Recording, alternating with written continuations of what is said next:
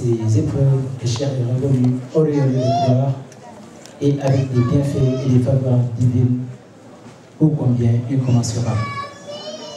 C'est la raison pour laquelle le Magal n'est rien d'autre qu'une action de reconnaissance d'un acte de bienfait pour l'ensemble des bienfaits que Dieu a gratifié chez Magal. Et c'est d'ailleurs le cher lui-même qui a initié en premier la célébration de ce départ en exil et puis perpétré par l'ensemble des disciples. Au jour d'aujourd'hui, force est de constater que cette commémoration, le Magal de Touba, a pris une ampleur internationale, notamment en Europe, comme les commémorations qu'on fait ici, aux États-Unis, au Canada, au Brésil et même en Chine. Vous avez vu les images. Partout le Magal est célébré avec des bernets qui forcent l'anniversaire. Et cela, c'est conformément au vœu du cher qui disait bien avant, j'appellerai toutes les communautés sans exception à venir commémorer, célébrer cet événement ô combien important. C'est la raison pour laquelle nous sommes unis, nous, tailleurs de Montpellier, tailleurs de Toulouse et celui de Montpellier, pour commémorer ensemble cet événement. L'ampleur de cet événement, nous pouvons que nous en réjouir et c'est tout à notre honneur.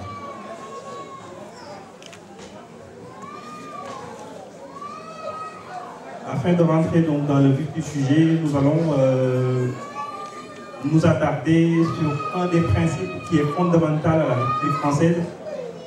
Je ne vais pas vous apprendre que la République française est une république qui est indivisible, unique et laïque. Donc nous allons nous attarder à ce principe de laïcité et essayer de voir la position de l'islam par rapport à cette laïcité. Alors, merci Signassan. Permettez-moi tout d'abord de revenir sur l'idée qui a présidé au choix d'un tel sujet de ce thème. Vous avez constaté au cours de ces derniers mois ou au cours de ces dernières années que la question de la laïcité, du principe de la République et de l'islam ont rebondi à maintes reprises sur l'actualité, aussi bien l'actualité générale que l'actualité politique. Et cela, force est de constater que la majorité des musulmans, surtout la majorité silencieuse, est victime de cette situation de fait. Nous sommes victimes tout d'abord du terrorisme aveugle qui prie encore ces temps-ci, ce terrorisme qui tue hommes, femmes, enfants sans distinction. Et c'est des gens supposés musulmans qui ont une connaissance superficielle de la religion. Ils font une lecture littérale du Coran et malheureusement qui ternissent l'image de l'ensemble de l'islam et en particulier l'image de l'islam soufis.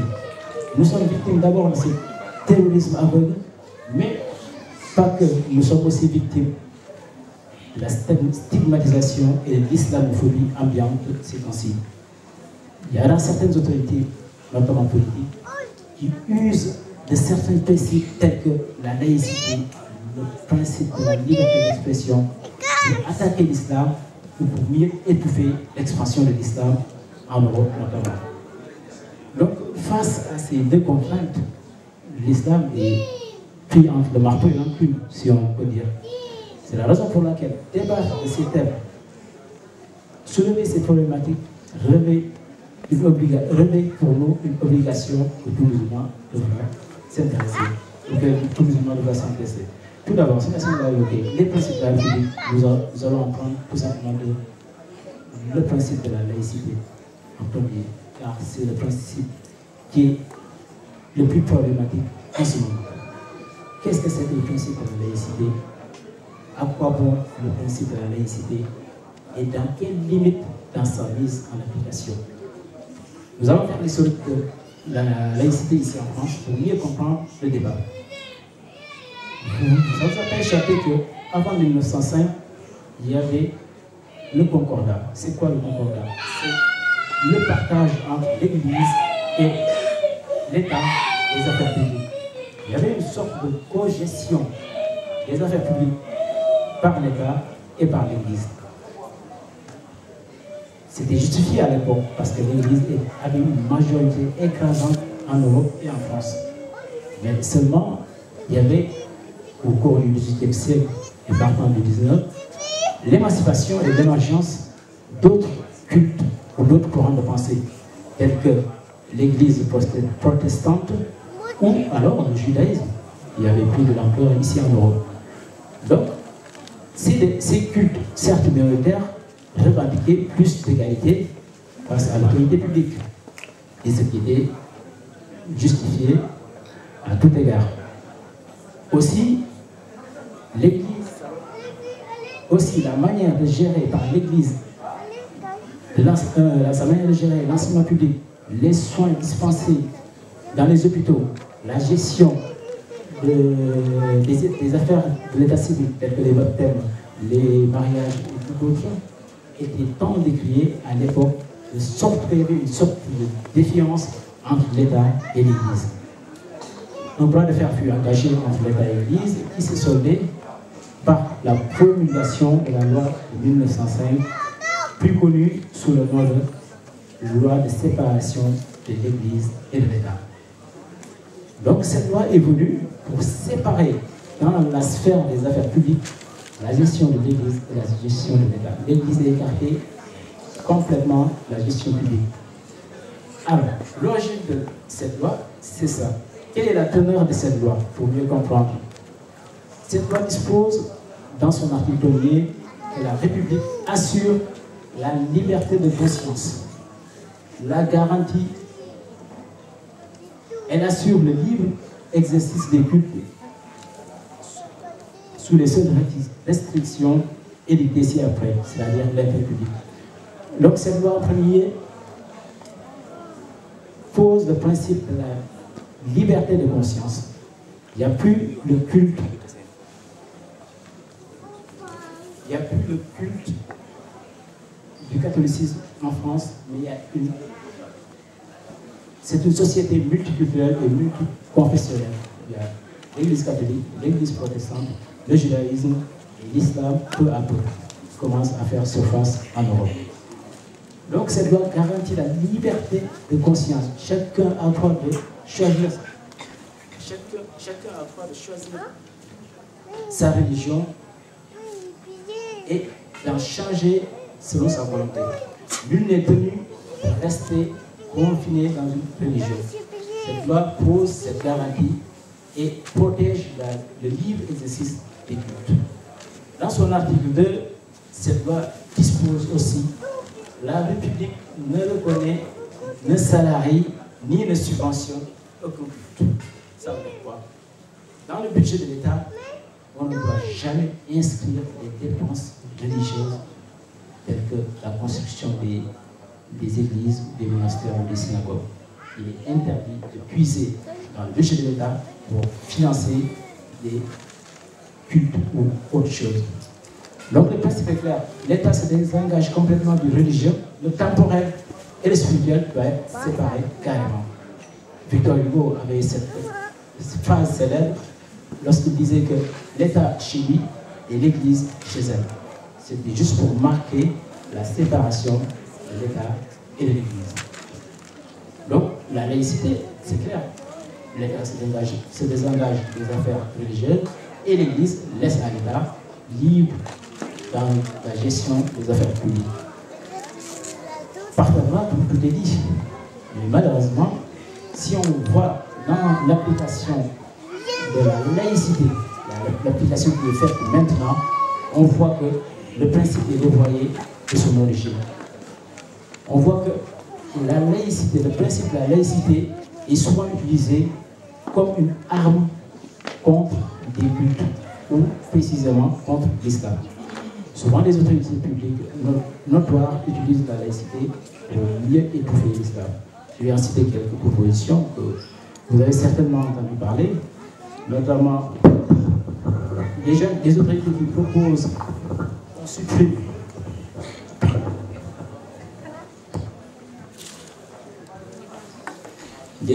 qui proposent qu'on supprime carrément la vente de viande halal, ce qui est contraire au principe de laïcité. car l'État ne doit pas gérer les affaires religieuses.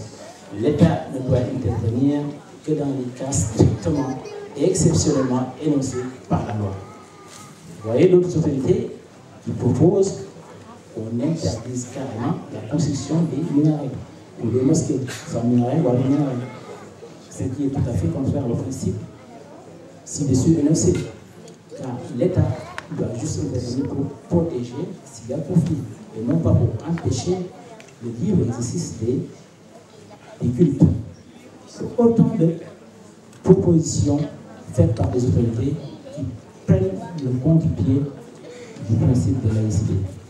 Donc, si le principe de laïcité est clair sur les textes, sa mise en œuvre a été déployée. Tel est le constat. Alors que la laïcité doit profiter à tous les cultes qui devraient être mis sur un pied d'égalité. Devraient être sur un pied d'égalité. Tel est le principe de la laïcité. Alors, voyons en islam, est-ce que la laïcité a une place dans l'islam? L'islam tel qu'enseigné par les guides éclairés, qu'on connaît surtout l'islam soufi,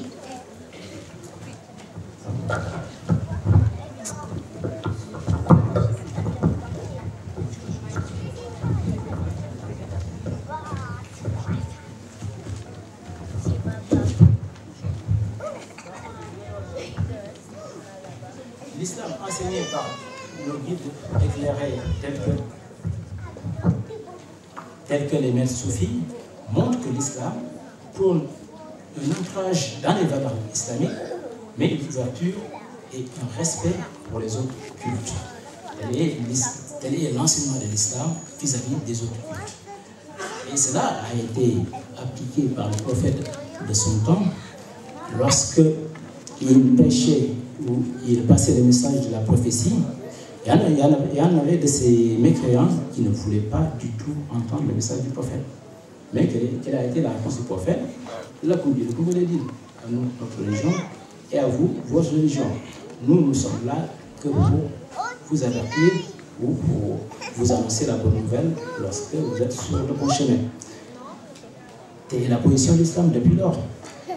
On peut citer pas mal de sourates ou de versets qui vont dans ce sens. Notamment, فمن شاء منهم فليؤمن ومن شاء منهم فليكفر. Nul contrainte en religion. La Krafidine, pour ceux qui veulent y croire, pas de souci, et ceux qui y refusent, ce qui leur attend, c'est l'enfer avec toutes les atrocités que vous savez, pas la peine d'entrer dans les détails. Tel est le message du prophète et ça a été perpétué par les générations qui ont suivi le prophète, tels que les Sahaba qui ont participé efficacement à l'expansion de l'islam. Lorsqu'ils avaient conquis des pays ou des contrées, ils étaient inconnus de l'islam, les khalifats protégeaient ceux qui étaient dans ces contrées. Par exemple, les personnes qui étaient dans le culte catholique, ils étaient protégés dans leur culte, voilà, moyennant le paiement d'un impôt qui s'appelle Jizya. Mais la liberté de culte était assurée par le khalifa. Donc l'islam est toujours allé dans ce sens et a toujours protégé les cultes qui étaient sous la domination islamique. Pareil, prenons les maîtres soufis, disons contemporains, tels que Cheikh Ahmadou Bamba ou même de nos jours, ils ont toujours cohabité avec des gens qui sont de religion autre que l'islam. Et ils ont toujours cohabité pacifiquement et de la meilleure manière possible. Du temps de la colonisation au Sénégal, Cheikh Ahmadou Bamba était avec les colonisateurs. Vous savez parfaitement qu'ils n'avaient pas la même religion, le même point de vue sur la religion. Et Cheikh Ahmadou Bamba avait une autre méthode sur ses disciples, contrairement aux colonisateurs. C'était la méthode de l'éducation des cœurs et des âmes. C'est le fameux tarbiya qui est assez utilisé par les chefs soufis ou par les guides éclairés. Et c'est la meilleure manière d'éduquer les gens, la meilleure manière de conquérir les cœurs. Et il y a même un auteur français qui s'appelle Richelieu qui disait que la plus noble des conquêtes, c'est celle des cœurs et des affections. Donc la conquête, ce n'est pas la conquête armée en forçant les gens, mais c'est la conquête qu'on a faite au niveau des cœurs et au niveau des âmes. Et tel était le combat de Cheikh Ahmadou Bamba.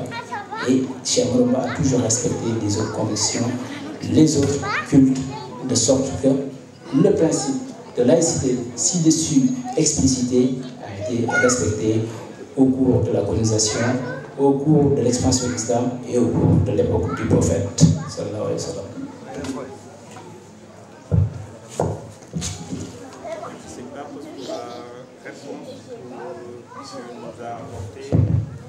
Nous a apporté sur cette première question. Moi, j'en retiens que l'islam n'offense pas forcément, ce principe de la laïcité. Au contraire, il adopte même une position de neutralité. Là où ça me chagrine un petit peu, je vais dire, c'est dans l'application de la laïcité. Quand on voit que l'État, d'une manière ou d'une autre, je vais citer juste un petit exemple, d'une manière ou d'une autre, participe, par exemple, à la formation des imams. Si l'État adoptait une certaine neutralité, il ne devait pas s'infiltrer de cette manière-là à choisir une personnalité aussi importante de la communauté musulmane qui est l'imam des mosquées. Alors, parce que le fait de choisir un imam, si cet imam-là, si l'élection de cet imam-là n'est pas en ligne avec les préceptes de sélection de l'islam, il y a une certaine offense et il y a une certaine injustice vis-à-vis des musulmans. C'est ce principe d'application de la laïcité qui pose problème, mais l'islam en aucun cas ne constitue une offense ou une menace sur la laïcité elle-même. Ça prouve ce que je disais, que c'est l'interventionnisme de l'État exacerbé qui constitue une entrave au principe de laïcité. L'État prend des mesures qui sont contraires à la laïcité. Tu l'as évoqué tout à l'heure. Le fait de former des imams avec l'argent public, c'est contraire à la laïcité. Et pourtant, c'est monnaie courante ces temps-ci. Ils veulent choisir les imams, les former avec le budget de l'État, ce qui est tout à fait contraire avec le principe de la laïcité. D'autres proposent de surtaxer la vente de la viande halal, ou une égalité entre les cultes. Donc, ces principes sont dévoyés et visent essentiellement juste un culte. Or, si le principe tel qu'il a été défini dans les textes a été respecté, tous les cultes peuvent vivre ensemble dans une cohérence et dans une tolérance absolue. Malheureusement, ce n'est pas du tout le cas. Il y a une surenchère des principes qui tendent à limiter, à étouffer l'islam, ce qui est malheureusement dommage. Tout au long de ton exposé, c'est une part qui a mis l'accent sur la liberté d'expression, qui est quand même un des principes fondamentaux de la République française. La liberté d'expression a-t-elle des limites? Est-ce que tu pourrais nous définir ce qu'est la liberté d'expression? Quelles sont ses limites? Et quelle est la position de l'islam vis-à-vis de la liberté d'expression? Tout à fait, c'est ça. La liberté d'expression est un droit fondamental garanti aussi bien dans la Constitution, accordé par l'islam et garanti par tous les textes internationaux tels que les textes de l'ONU et je ne sais quoi. Donc c'est une liberté fondamentale à laquelle on doit faire entrave. Malheureusement, cette liberté aussi est dévoyée comme le principe de la laïcité. Même le législateur qui a posé cette liberté a trouvé une limite à cette liberté. Car une liberté absolue nuit tout le monde, y compris même l'auteur de cette liberté. La liberté d'expression, on va prendre celle-là, la liberté d'expression ou la liberté d'opinion, c'est quoi? On peut penser tous à tout ce qu'on veut, n'importe quoi. Mais ça ne veut pas dire pour autant qu'on peut publier, qu'on peut diffuser n'importe quoi. La liberté doit toujours être limitée. Voilà. Ça, c'est la position de la Constitution, de la Déclaration universelle des droits de l'homme et de l'islam aussi. Malheureusement, on a vu des rebondissements ces temps-ci sur l'actualité concernant les caricatures. Au Sénégal aussi, l'actualité, c'est des gens, des supposés oustas, qui font des publications qui sont explosives. C'est comme lâcher une bombe dans la nature. Et vous en avez vu sur les réseaux sociaux. 2 déclarations sont en train de faire exploser le Sénégal. Et tout ça au nom de la liberté d'expression. Pourquoi? La liberté d'expression ne vise pas à dire n'importe quoi et n'importe où. La liberté d'expression est limitée. Surtout attaquer des symboles. Ici, l'argument principal de Charlie Hebdo, c'était qu'on était dans un pays où c'est la liberté qui prime, on peut dire tout ce qu'on veut, mais malheureusement, la liberté est limitée. On ne peut pas attaquer, on ne peut pas s'attaquer à des symboles tels qu'un prophète, ou même, disons même le drapeau français, on ne peut pas l'attaquer comme ça, ou les autorités françaises, qui représentent des institutions, ils sont des symboles. Et partant, on ne peut pas. C'est attaquer ces symboles, c'est attaquer toute une nation. Pareil aussi, attaquer le prophète, c'est attaquer plus d'1 milliard de musulmans qui sont dans le monde. Car le prophète, c'est qui? C'est celui qui est dans le cœur de plus d'1 milliard de musulmans dans ce monde. Donc attaquer le prophète, c'est ouvrir une bataille contre l'ensemble des musulmans. Rien que là, ça justifie la limitation de la liberté d'expression. Pareil aussi au Sénégal. Vous voyez 2 personnalités qui sont supposées éminentes dans la région, qui font des publications. Malheureusement, sur Internet, il n'y a pas de censure.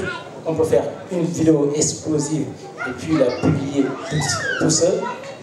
C'est un danger éminent, le fait de pouvoir publier n'importe quelle vidéo sans censure. Un de ces ustaz a critiqué ouvertement et vertement l'ensemble de la confrérie soufie du Sénégal. C'est une aberration de laisser passer ça ou de ne pas censurer ça. Car trop de liberté, ça tue la liberté. Et malheureusement, l'islam n'est pas d'accord avec cet excès de liberté, cet excès de pouvoir qui est accordé aux individus. Et les Français, les Européens, ils sont victimes de cet excès de liberté, malheureusement. Ils ont quand même limité cette liberté, mais malheureusement, cette liberté demeure toujours excessive.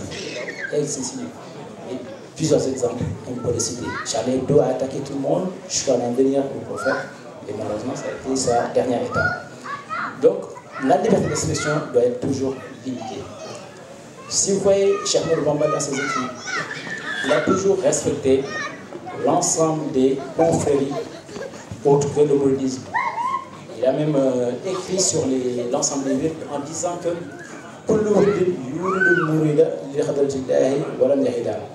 donc, toutes les voies soufis sont valables, il les a validées.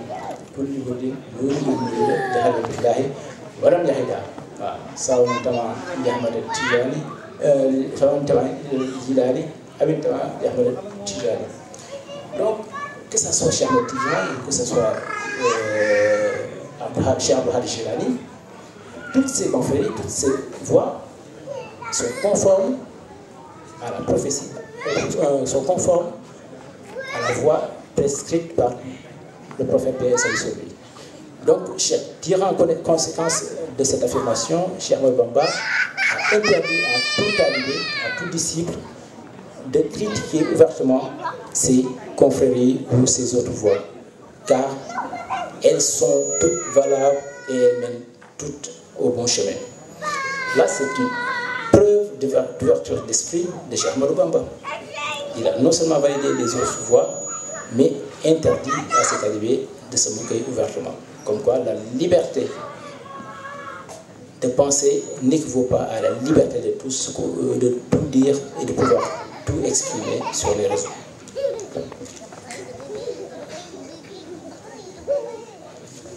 Le fait donc que la République ait garanti la liberté d'expression, moi je pense que c'est une bonne chose. Mais cette liberté, elle ne saurait ne pas être limitée. Par le simple fait que la liberté d'autrui s'arrête là où commence celle de l'autre. Donc on ne peut pas, par le biais de la liberté d'expression, dire émettre des propos qui vont offenser, voire déstabiliser les principes ou les croyances d'autrui. Ça constitue une menace, et toute menace devient un poison ou un danger pour la République elle-même. J'ai une question sur une table, je ne sais pas si c'est prévu dans ton raisonnement.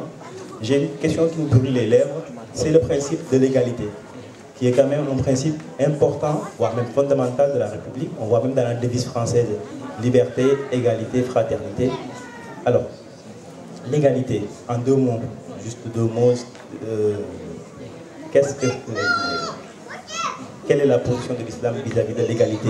Juste en deux mots, ou peut-être même via un exemple, pour qu'on puisse bien étoffer le thème. Merci. Tout comme les principes de la République, l'islam prône aussi l'égalité entre les musulmans. La preuve, vous voyez ce verset qui dit que pas de distinction entre les musulmans, si ce n'est sur le fondement de leur foi. C'est-à-dire qu'il donc le meilleur d'entre vous, c'est les points Mademba ou Massamba. C'est celui qui a plus de foi, celui qui craint le plus Dieu. Donc la seule différence doit être fondée sur ces critères. Donc là, l'égalité est justifiée. Même sur la Constitution, on dit qu'aucune distinction ne doit être faite entre les citoyens si ce n'est sur leur talent ou leur aptitude à servir la nation.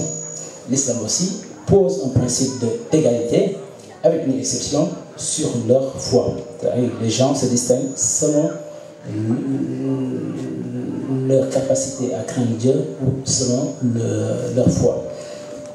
Sur le principe, l'islam est d'accord avec les autres religions et les autres textes. Maintenant, on peut reprocher la vision de l'islam sur certains points, par exemple l'égalité entre hommes et femmes. L'islam a son point de vue au niveau de l'héritage. L'islam privilégie l'homme pour cause. Il donne 2 parts à l'homme et 1 part à la femme. Ce n'est pas un hasard, mais c'est justifié selon cet argument que je vais vous dire. En matière d'héritage, dans la vie de manière générale, l'homme est censé prendre en charge la femme de manière totale. La femme doit être à la charge et aux dépenses de l'État.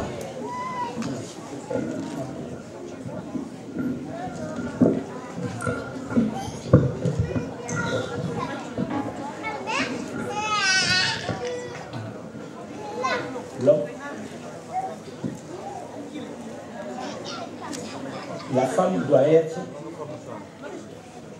L'homme doit prendre en charge la femme entièrement. La femme ne doit faire aucune dépense. Elle doit mener même, disons, une vie de pacha si tout est bien, si tout se passe bien. Malheureusement, dans la pratique, si on regarde, ce n'est pas le cas. J'admets, il y a des hommes qui, à la place de leur charge qui les incombe, ils en font autre chose de l'argent qu'ils reçoivent. Il peut prendre l'argent pour prendre une autre épouse ou faire autre chose, mais ce n'est pas en se focalisant sur la pratique qu'il faudra juger l'islam. L'islam a été clair sur ce cas. La seule différence qui existe entre l'homme et la femme, c'est au niveau de l'héritage, et ça c'est justifié par la charge lourde qui incombe à l'homme. C'est lui qui doit prendre en charge sa femme, ses filles et sa mère si son père est décédé. Ce qui est une lourde charge en termes pécuniaires. Donc,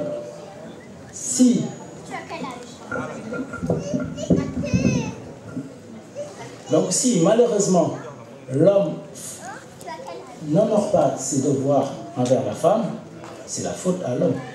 Et dans ce cas, la femme peut prétendre à plus de considération puisque l'homme a failli à sa mission. Donc, on peut passer à un partage équitable ou je ne sais quoi, mais le fondement de cette règle, c'est plutôt ça. En dehors de ça, en matière de pratique culturelle, c'est l'égalité parfaite. Un homme qui fait une hasanat, c'est pareil qu'une femme qui fait une hasanat, c'est égal auprès de Dieu. Donc voilà, à chacun sa position sur cette égalité, mais l'islam en a une et on peut lui reprocher ou lui valider ça, ça relève de la conviction de chacun.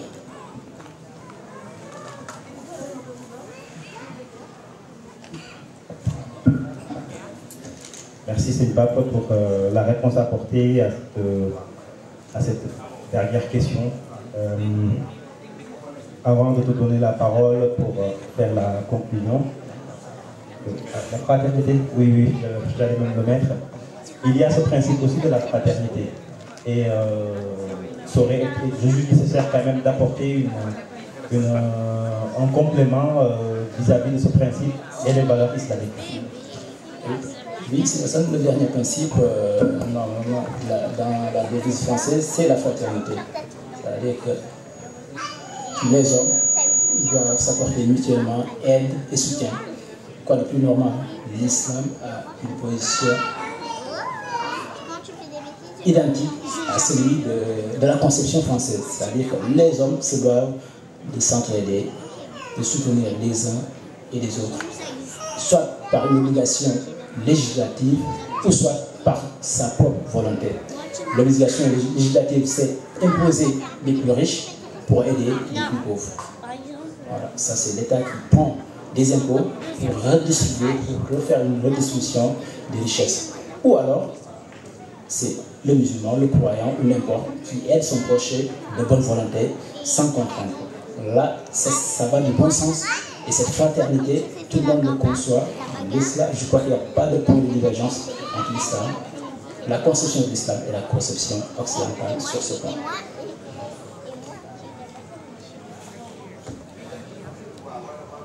Merci pour cette complétude de réponse, encore une fois, Sylvain.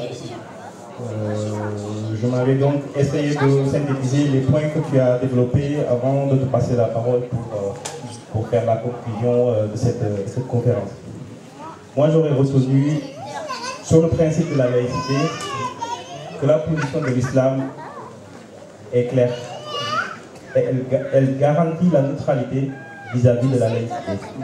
Elle ne prône pas la croyance au détriment de la mécréance, ni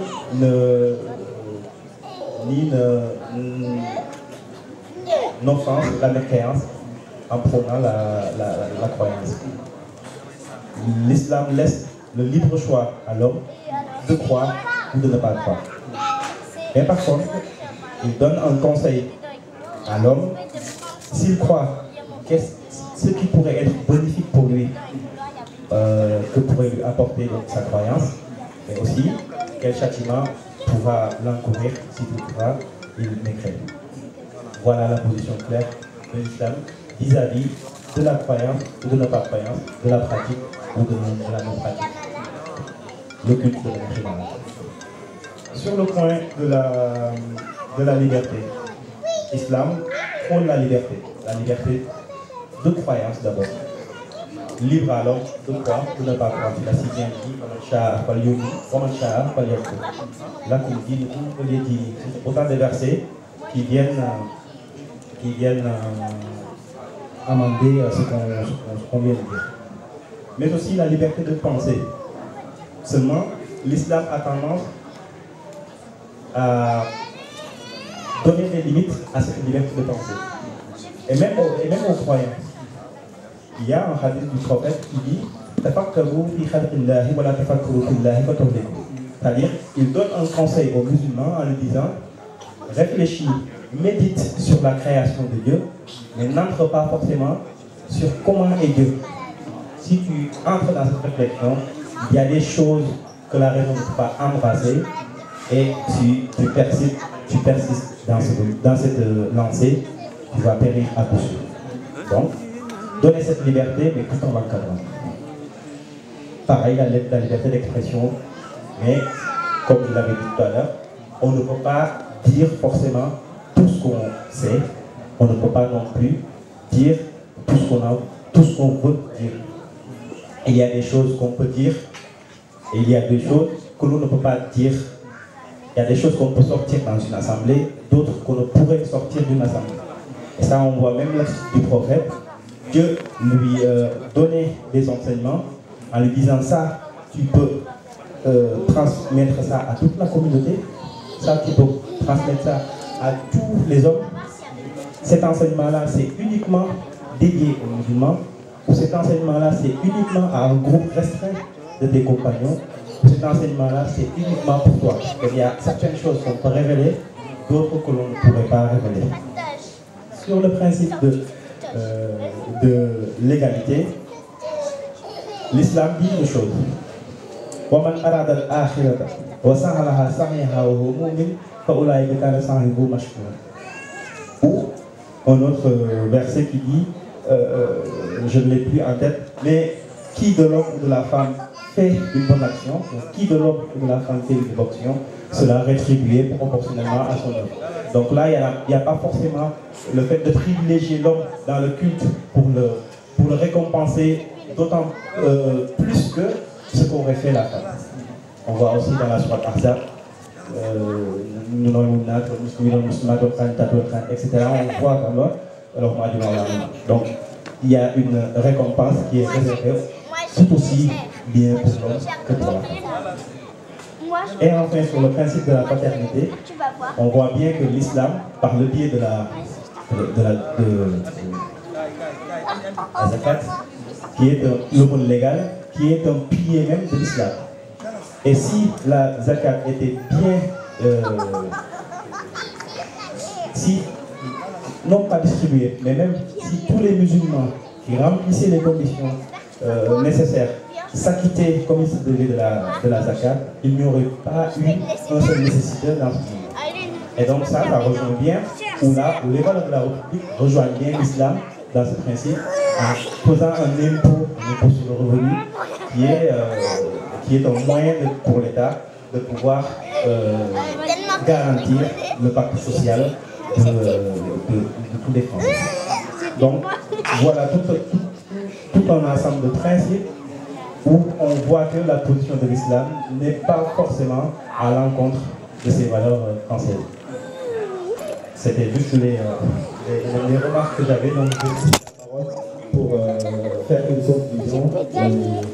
Attention, doucement, fais doucement.